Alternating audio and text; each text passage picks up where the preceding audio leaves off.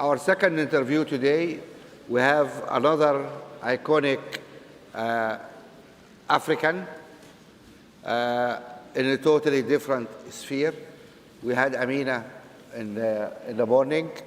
Now we have Aliko Dangote. He is the most famous industrialist and investor in Africa. I think I don't need to introduce him. Aliko, you are welcome. Thank you. Thank you. Thank you for joining us. Thank you. I know great pleasure. You lose a lot of money by stopping working and coming here, but but sometimes for you it's okay. Yeah, sometimes you have to do also. You have to, yes, definitely. That kind of it makes you civil society also. It's not bad. We do. Okay, right, Aliko. For the last year, we have been talking on and off about this very ambitious project. I mean, we all knew you as a cement man, the man who making cement everywhere in Africa. And suddenly we hear that you became an oil man. And in oil, you went into most complicating area. You did not buy a block of oil from the government. We're there also. You are also there? Yes. Okay. We bought 2 blocks from Shell. You got 2 blocks over there. Okay. People think that's easy, but you get a block, and if you discover something, you sell it to one of the oil majors, and you make your money, and you go to Regent's Park or Surrey in London. And we have many of those guys in London. We have. Yes. But you are doing something very unusual. You decided to build one of the largest industrial facilities in the world, actually, not only in Africa. It's a huge undertaking. What is the capital cost of this project you're doing? Well, in that particular location, we're spending about 12 to 13 billion dollars. 12 and 13. You heard this number? 12 to 13. 12, 13 billion dollars. Yes. And this means you are betting everything. You're betting your shirt on this, correct? Well, I'm betting quite a lot, yes. You're betting quite a lot in quite this. a lot, no yes. Okay, that's wonderful. But can you tell us what exactly this you are doing and why it's costing all this amount of money? Well, actually, thank you very much, Mo. First of all, I would like to thank you for inviting me to this Mo Ibrahim's weekend. It's a great pleasure to be here. Yesterday, I was actually sweating when there was an accident, going to the airport. Where? In London. In London? Okay, you were in London, I said. Yeah, because Stansted Airport closes at 10. I said that, well, if I'm not able to make it, I will never talk to you again. I know, and that's more expensive than my project. You know why this guy is charming, Anyway, thank you very much. So really, what we have today, Mo, is that we have almost about 5 major projects. We have the refinery, which is 650,000 barrels per day. 650,000 barrels per day. We have the petrochemical, which is 1.3 million tons of polypropylene polyethylene, which will make us second largest exporter of petroleum products in sub-Saharan Africa after Sasol. Then we have 3 million tons of urea and ammonia, which is fertilizer. And also we have the gas pipeline. But the 3 have actually moved very, very fast. And then we have the cement. We are doing about $2 billion worth of expansion in the cement. And then agriculture, we have, rice, 1 million tons, which we are building with integrated power, because we are in the localities where we are going to, process, do parboiling. The rice we eat is different than the rice here in Côte d'Ivoire. We eat parboiled rice, so you have to boil the rice and do, the process. With all this, the most challenging one, which is really very good, is the refinery. It has opened our eyes to see the lack of infrastructure in, Africa.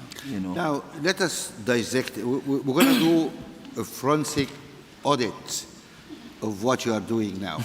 Okay. So let's take it one by one. One by one, all right. Okay, this big refinery and associated installations you are making, can you describe it to us? What is exactly, is it just some pipes bringing crude and you are refining this and then pumping it back, or no, what do you have to do? We have, the refinery is actually on a, first of all, let me tell you the challenges and what we are facing. It's just outside Lagos. We took up a land which is about 2.7 million square meters. 2.7 million. Square meters is huge. You know, it's massive. Internal roads alone, we have 136 drainage, some of them as wide as 40 meters. We have 200 kilometers. And it's all fenced. 240 kilometers of roads you have to create? No, 136 kilometers of roads. By drainage, we have about 213 or so. Okay. Of drainage. But the most challenging is that, you know, the land, it was just a jungle, it was a mangrove. Marshland. We have to remove this thing, you know, all the trees. You have to clear it, and then we pump 65 million, cubic meters of sand, which is quite a lot. We have to bring the two world's biggest dredgers to work there continuously for almost about 10, 11 months. So you get this sand from the seabed? From the sea, yes, from the sea into the land. Okay. And, so when we finish that, we are now faced with the quality of the soil that we have. Our refinery, not the fertilizer, the refinery section alone has the highest number of piles you can find anywhere in the world, which is 136,000 piles. It's huge. It's 100, so everything about this refinery is very, very huge. You can see the regenerator, which they are showing here. Can we have some? What's that? Yes, this one is weighing 3,000 metric tons. You have to generate your own power? No. This regenerator, it regenerates the crude. You generate the crude. Okay. Yes. So.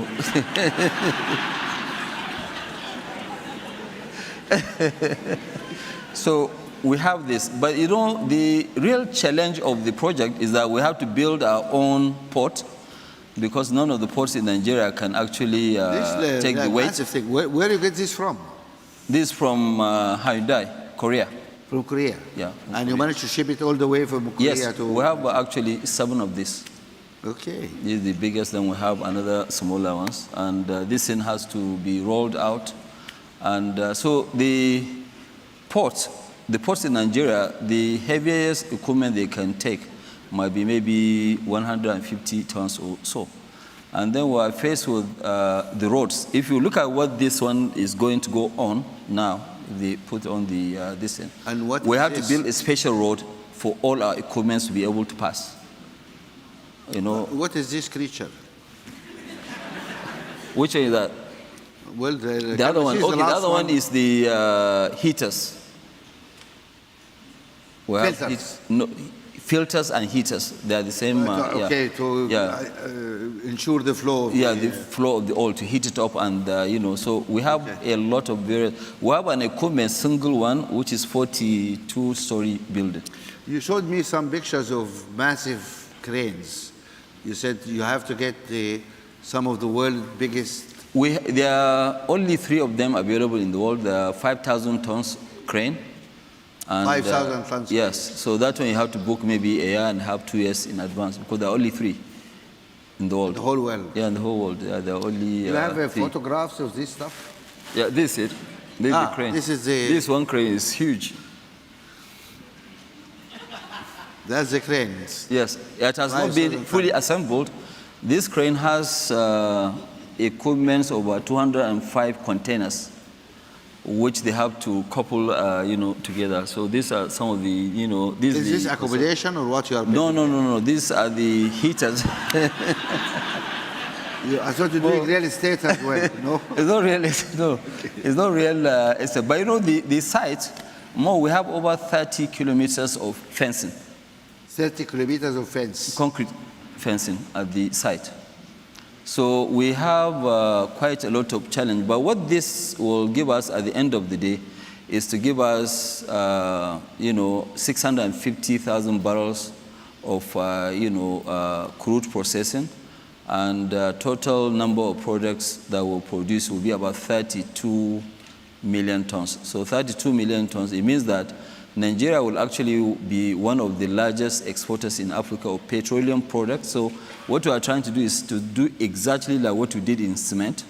Nigeria used to be number 2 in the world after US in cement importation. And now Nigeria, was self-sufficient. And by this year, Nigeria will be the largest exporter of cement in Africa. Okay. With 8 million tons of expansion. Right, but I think this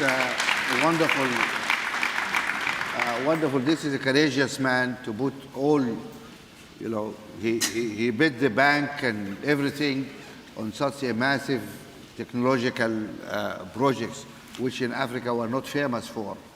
We always go for the soft stuff. And I'm not aware of any major private investment in Africa at that scale. No, never. Which is funded by local people. Yes. And that's it. Can you give him a hand, really, for what he's doing? Thank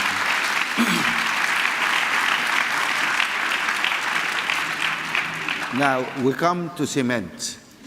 I know you have a number of cement facilities. In how many countries you are producing? Well, 14 in total, the operational one. 14. We have about 11, then we have about 3 new countries. Now, let me ask you a question. You had to do 14 factories. No, more than 14 factories, 14 countries. 14 countries, so you have more than one? Countries we have, like in South Africa, we have 2. In Nigeria, we have 3. We are building the 4th one.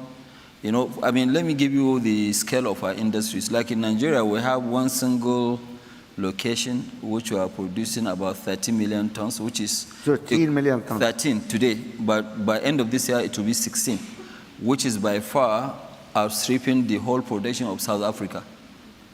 So you're going to end up producing more than South Africa? In that location alone, yes. Just one location? Just one location, yes. South Africans, watch out. You guys are they don't need to watch out. I'm there becoming also. History. Yeah. So we have in Zambia, Tanzania, Ethiopia, Congo, Brazzaville, So most of the countries, were there. In Cameroon, we're actually building another 3 million tons here in Côte d'Ivoire. Yeah. Côte d'Ivoire, just about an hour, from here.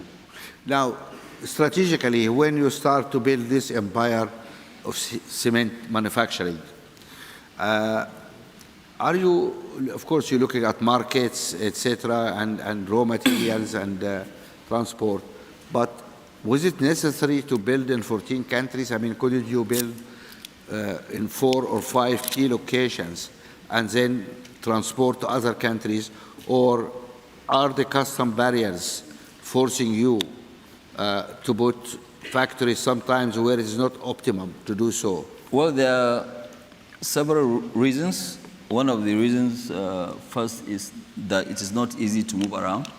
It's not easy to move around? It's not easy to move around, that's number one. Number two, it depends on the country, whether they have limestone, which is our key raw material. That's what I thought. Some location will be more... Yeah, it depends. Like now, let me give you an example, because you've talked about movement within Africa. Yeah. Take, for instance, our factory in Nigeria, which is in a place called Igbeshi. It's not far away from Obasanjo's house. Okay. Yeah? You put it there because of Obasanjo? No. It's because of the limestone, actually. Okay. So we have the factory there. We are only 28 kilometers into Republic of Benin. But Republic of Benin, they don't allow us to take cement into, Benin Republic. But they import from China. Why? It's one of the areas that I keep always discussing with my very good friend, Vera. I'm sure she's somewhere here. And I always tell Vera, please, can you make the regional markets in Africa to work before we go to AFCFTA? Now, let me just get to the bottom of this.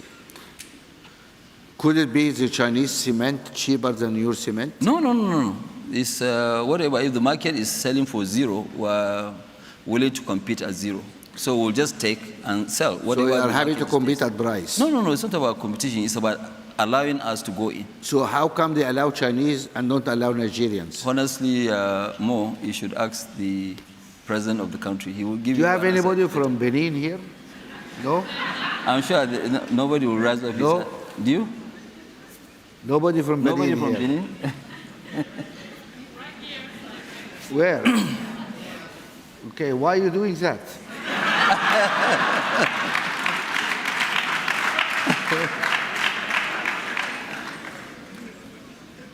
No answer. Please, when you go home, ask why are you doing something silly like that? I mean, if it's cheaper, I understand, but if it's not cheaper, why? Because why? really, the AFC, CTA is a very, very good, thing to, But my issue is that even if we sign, what about the implementation? We are very good at designing programs and whatever, but implementation is key, which is really missing. Because we talked about free trade areas. Yes. ECOWAS talked about borderless region. Is that happening in reality or not? Well, actually, it's not happening in reality, because the biggest issue that you have is, allowing movement. Today, if we are going to take cement to, say, maybe Togo, we're going to spend almost a week for just 210 kilometers. Is it the roads or is it the customs? It's the customs. The customs? Yeah, you sleep in the border when you get there. Why? Yeah, because, it's just corruption. You have to pay in order to get your cement across? Well, we don't pay, but maybe that's why they're holding us. But even people who are paying, they have to spend that long period of time. Also. It's a long process, yes. So I think the CFTA will help us. But I think before we jump to CFTA, we must make sure that the regional markets are working very well. Right. I think there is some practical issue here which people need to think about. We keep celebrating in Addis Ababa signing agreements and borders and movement free. And here we have a situation where it takes a week to move goods 280 kilometers between two neighboring countries. And then your neighbor too will say that, no, don't bring your goods here. I think when you look at it, a place like Republic of Benin, Togo, and Co., they are the ones that will benefit more in terms of these, regional markets. Because if I'm from Benin or I have business in Benin, it means that I don't only have market for 14, 15 million people. I have Nigeria's market, which is 200. You see, because the economic activities of Nigeria is mainly in the southwest, which is 60%. And the Republic of Benin is like part and parcel of that area. I mean, it's easy. My own market, like what I said, it's easier for me to take my cement into the Republic of Benin than going to Lagos. Even though I'm near. I mean, we have been talking about regional. Where is Vera? I mean, we're talking about regional integration and all this stuff, and it's not happening on the ground. So, Vera, are you here? Yeah, she's right there. Okay, we'll get you.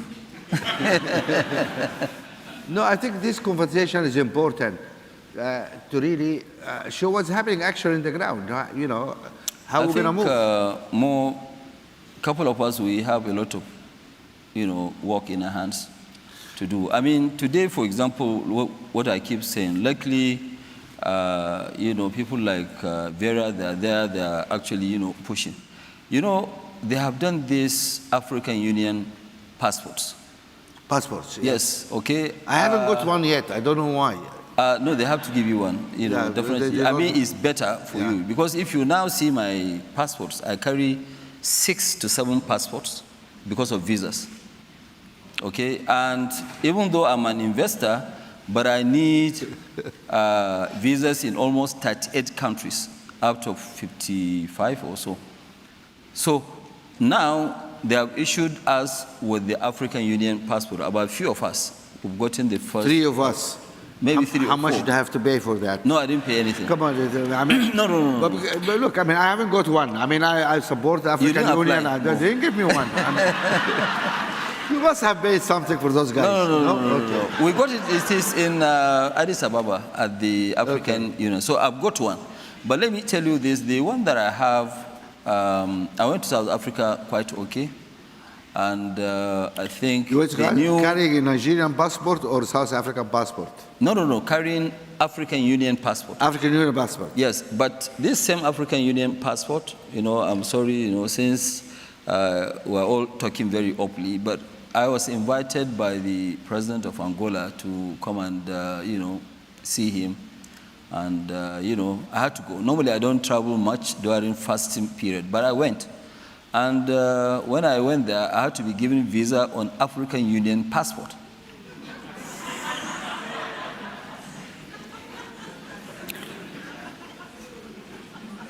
Maybe there is fees for the visa? No, There's no fees? It's not about fees. When you say African Union passport, it means that you should some move money. everywhere, free of I charge. thought that was the agreement. Yes, Okay. so I had to apply for visa, and intentionally when I applied for the visa, I also applied on African Union passport, and I gave them that one to stamp on it. Maybe you need to send the picture of that to Musa Faki to say. No, I'm going to send it to Vera. She did not issue the passport. She didn't issue, yeah, but she should Musa go. And, Faki said, "What is this? I mean, is that useful?" No, I think she's in Ethiopia, and since she's dragging all of us to champion this CFTA, so she needs to go and sort out these hanging issues. Then we'll all go out with her. Nigeria will sign tomorrow. I tell you something. Yeah, this trouble thing. I tell you honestly. I mean, I also have, besides Sudanese passport, I have a British passport. I cannot use Sudanese passport anyway for obvious reasons. So I travel with British passport. I go everywhere. I get my visa in South Africa. If you go to any because African I say here I'm country- British. I don't look British, but I have a British passport. So it's this. But Mo, your own is even easier or very simple.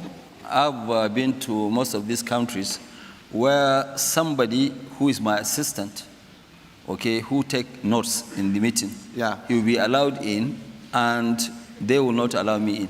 An African country. An African country, yes. Okay, thank you very much. I think that's. What do you do with those guys?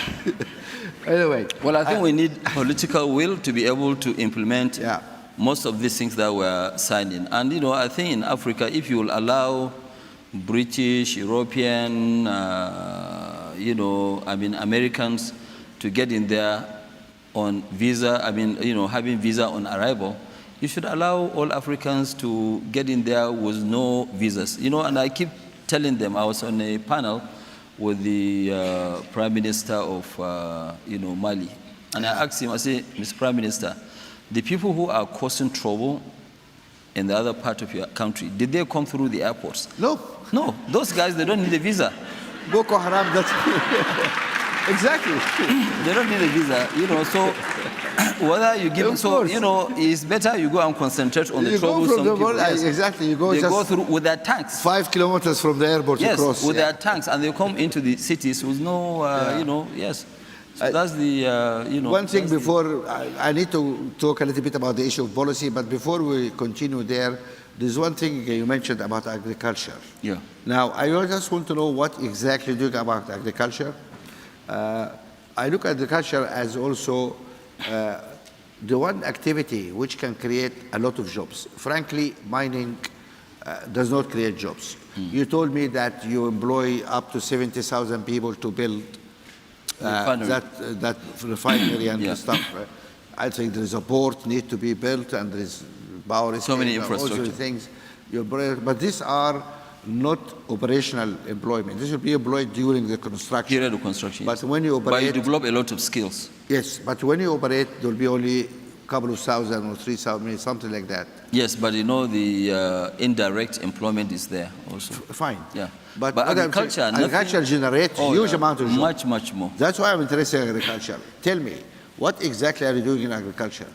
Thank you, Mo. Well, what we are doing in agriculture, we are building 1 million tons rice, parboiling and processing with power generation, also attached to them. And with this, what we are doing is that we are giving the farmers, seeds, apart from seeds with implements, and then, when they finish the harvest, we buy this. But they have a choice also, so that we don't really hold them to ransom. They have a choice of selling to anybody who will offer So more. although we give them the seeds and the We give them the fertilizers seeds, and the implements. If they need any additional money, we have a backup by our central bank to lend them money, as a to group. enable them to To enable them, yes. Because in those areas, it is very difficult for them to go and mortgage their houses and borrow money. monetize. So the assets, so they can easily borrow money under soft terms.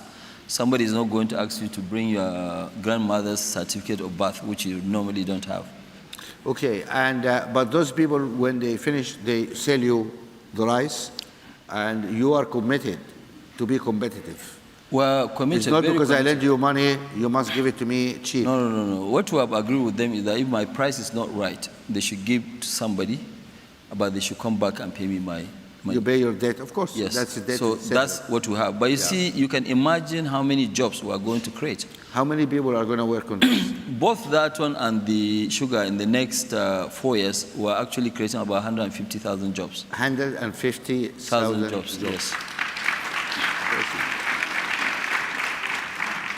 Interesting. I mean, this one area where Africa, But you can see the impact. We are not going to create that much jobs in the refinery, which is 12 billion. Yeah. But this one is just less than 2 billion, but you can see the amount of jobs. Created. And yes, if we really in Africa want to create jobs, prosperity, and also, okay, somebody was telling me that, yes, there's a great GDP growth here in Côte d'Ivoire, but it's not trickling down. Just like us, also in Nigeria, when you look at it, even when we're having 7-8% of GDP growth, down there, they hardly see anything. the trickle through is not happening. It is trickling, but slowly. Not serious. Not serious. So the only way to have these things to trickle fast enough is through agriculture, where now, and that's why we have a greater advantage. I mean, you have a ready market, which is the difficulty of a lot of continents, but we have a market because the African continent imports more goods than any other continent. So what we need to do is to make sure that we transform our own goods. And it is very, very important more. Let me give you an example. Today, between Ghana and Côte d'Ivoire, they actually produce 2/3 of the world's cocoa. Yeah. Okay? But the total amount of these exports that they have is about $6 billion. Okay, but the chocolate market is 100 billion. Yes. So you can see that, they are just working for other people. Yeah. The problem is how to create African brands. We need to do Because that. Even all if it's the not African wallet brand, brands, they take the coca and put their actually, brand. that's right. They should actually have some of these factories here. Yeah. But you need to create a brand in order to sell it, Marks and Spencer and, markets everywhere. The brand creation, Mo, is not really that difficult. The only thing that you have to be sure of is that your quality is right and your pricing is right. Yeah. Once you have that, nobody looks at where it is manufactured. Yeah. Yeah. Because most of the shoes you buy in Italy, they are not manufactured in Italy, especially in the U.S. Is it U.S.? Yeah, I thought in U.S. US. stopped manufacturing everything. They say China does everything now. Well, They China still produces make shoes in America? Yeah, they do all that. But right now, your friend is trying to drag all the industries to go to America. Okay, we'll not talk about that Trump. now. Okay. Right. I mean, that's very interesting. Let us move also to, although the point of agriculture, I hope it registered. And that's a very important area because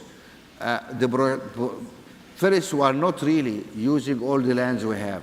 We have huge amount of arable land which has not been used. 60% of the world's arable land. And we're not using that. Then even the land we are using, we have the lowest productivity in the world.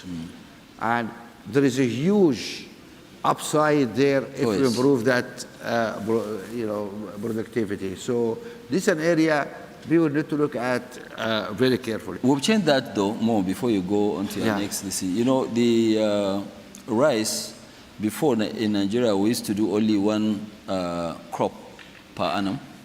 Now we do 2 crops, and they used to get about 1 to 2 tons per hectare. Now we have varieties that we imported that are giving us up to 8 tons per hectare. So once you have this, you know, it will help the Modern farmers. techniques It will help a lot of people to now realize that, look, farming is not a poor man's business. It can actually get rich faster in farming than doing something else. I mean, you look at it, you know, I mean, today we also have fertilizer, which we used to import a lot. Okay, this fertilizer, we have laboratories that will go and test your soil and give you what kind of fertilizer that you need. Whereas right now, as of today, people use the same fertilizer for maize, for rice, for sugar, you know, so they don't actually differentiate, including the type of soil that you have. So this issue of best practice, why don't you produce a case study or something useful? You've been through that, and let us, other African countries, appreciate how to do it, because we need to replicate what you have done there in other countries as well. Or you plan to do it all by yourself? No.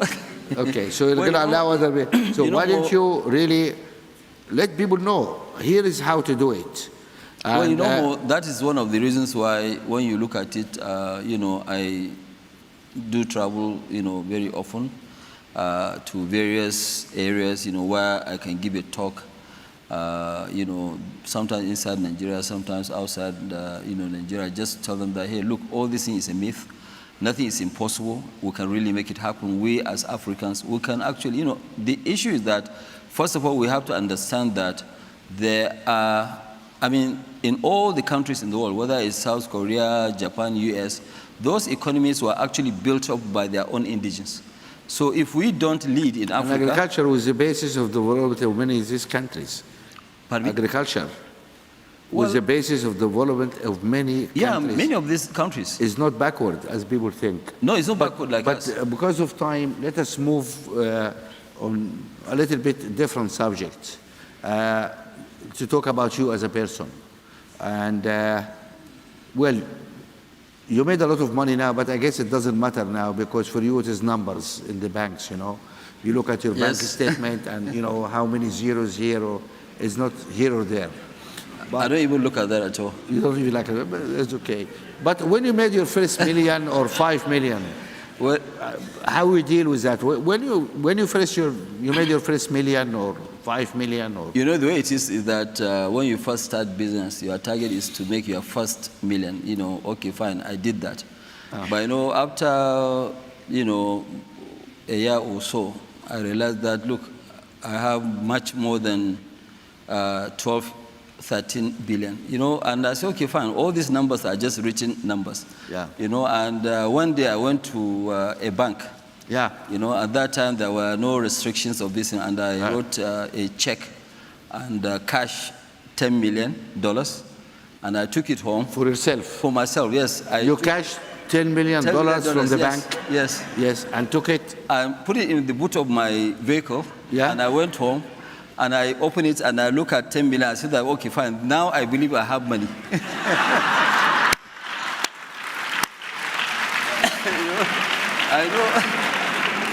I know. So you put this in the bed and slept all night on top of it. You made love to your money. It was in the boot of my car. Yeah. But I brought it, and I went there by myself. I drove myself to the bank. I cashed the money, and you know, I put it in my room, and I looked at the money, and I took it back to the bank the next day. Can I ask you how much money you have in your wallet today? Today? Yeah. How much money you have in your pocket? You'll be very, very surprised. I don't even have, not even $1, nothing. You have no money on you? Nothing. Okay. Nothing. I have nothing. That's money for you guys. When you have money, you don't carry money. That's really interesting. No, that's. I know you also started the foundation. Yes, we have started the foundation. What is the focus of your foundation? I think the focus of our foundation is health education, empowerment, and disaster relief. So we do quite a lot. 2 years ago, we did an endowment of $1.25 billion. $1.25 billion. billion. Yeah, dollars, yes. You made an endowment of the foundation of $1 billion. Yes. That's interesting, okay? Yes. But the foundation also is not a new foundation. It's very old. Yes. I started the foundation, in 1993. Who manages this foundation? It's a lady called Zoera. You see? Zoera, I know. She's somewhere here. She's doing a great job. That's her. You're going to have a queue of people asking you for grants now. You better run away now. Yeah, okay. Now, let me ask you another personal question, if you don't mind. You must be the most eligible bachelor in Nigeria. Oh, Mo, you've started again. Yeah? I mean, you are nice, you are handsome, you are slim, and you're the richest man in Nigeria. You're always courteous, and I imagine there's a whole huge queue of young women outside your office every morning. Hi, Aliko. What's going to happen? I mean, you. Well, Mo, of course, yes, it is natural. Yeah. But, I will now tell all those ladies to go and apply through my brother, who is my consultant, and he will help me and vet which one I should marry. Who's that consultant? That's Mo Ibrahim. Oh, that's me. Yes.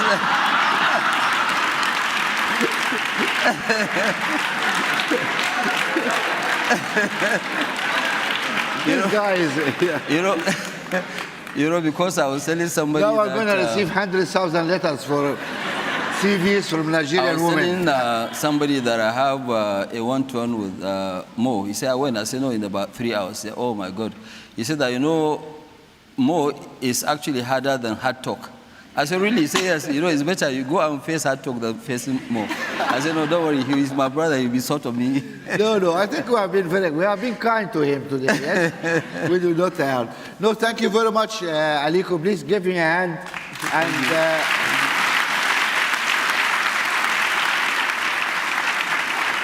we are running out of time. We're going to allow 2 questions. But Mo, I have a harder person. I thought I was very hard.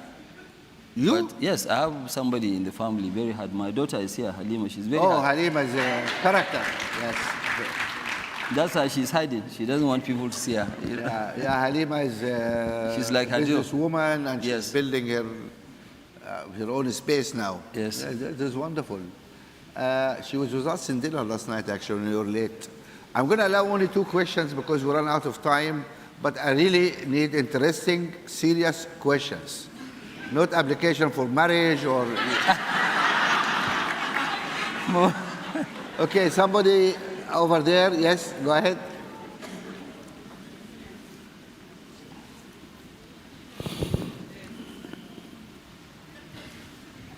Good afternoon, Uncle Mo and Baba Aliko.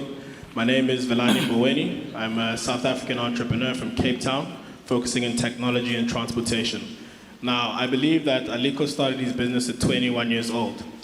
If you were a 21-year-old entrepreneur today, what 3 sectors would you focus on creating a business in, and what 3 factors would you believe will make you succeed? Thank you very much. Well, thank you. I think the most sectors to focus is either ICT or agriculture. These are the 2 promising this thing that you need to focus on. But you see, a lot of people, even the younger ones, we need to be also very, very careful, because one of the biggest issues with us Africans is that we spend our projected incomes. Once you start doing business starts doing well. Rather than for you to keep reinvesting into the business, you start spending money and thinking that profit will continue to come. There are ups and downs in business, so you need to be very, very focused and see, okay, fine, what do you do and how do you do those things? So you're not supposed to buy a Porsche car or... No, you are not supposed to do that. You see, because those luxury things, they also take up your time, which will not make you focus on your business. It's like what I mean, I don't have any holiday home anywhere. Yeah. I don't have a house anywhere, but I know people who are working for me, they have a house in London, but I don't. Interesting. That's why we have to put you up every time we see you, yes?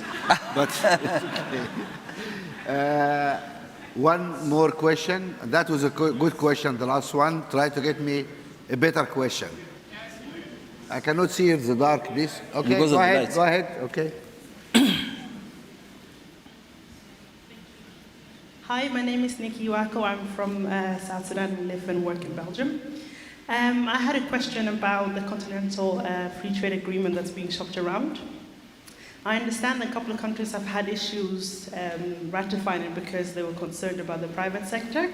And as a key member of the private sector, I would like to know, are you truly concerned about the impact of the free trade agreement on the industry in Nigeria? And secondly, the infant industry protection in the agreement, do you think that would be a challenging, or would that be a root cause for why Benin, for example, is not allowing your products in the region? I think you answered that question. Well, I've answered that question, but you see, let me also... If you answer that question, let's allow another question. No, she asked because you one. said it's not working. It's not working, it's true. So, what more you want to say? No, what she said was, think about the industry, right?